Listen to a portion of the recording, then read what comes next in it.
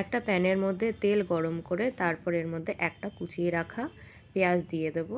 তার মধ্যে এরপর একে একে নুন, একটুখানি হলুদ আর 1 পিঞ্চ চিনি দিয়ে ভালো করে পেঁয়াজটাকে নাড়িয়ে চাড়িয়ে নেব যতক্ষণ না পেঁয়াজটা ভাজা ভাজা হয়ে যাচ্ছে।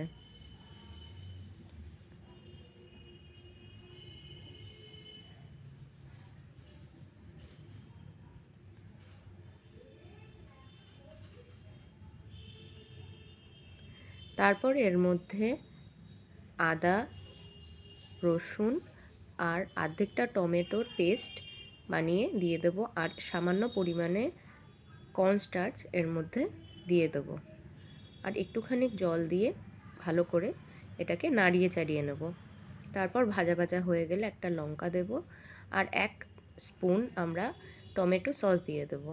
তারপর বাকি যে কর্নস্টার্চটা আছে সেটা দিয়ে দেবো আর এর মধ্যে অর্ধেকটা চামচ পরিমাণে চিনি দিয়ে দেবো। তারপর এটাকে ভালো করে নাড়িয়ে চাড়িয়ে নেব।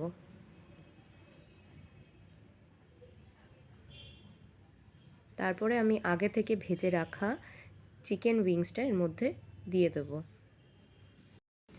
আমি চিকেনটাকে ফার্স্টে ম্যারিনেট করে নিয়েছিলাম জিঞ্জার গার্লিক পেস্ট, লেমন, সামান্য অয়েল আর কর্নস্টার্চ দিয়ে। তারপরে সেটাকে ভালো করে ফ্রাই করে নিয়েছিলাম।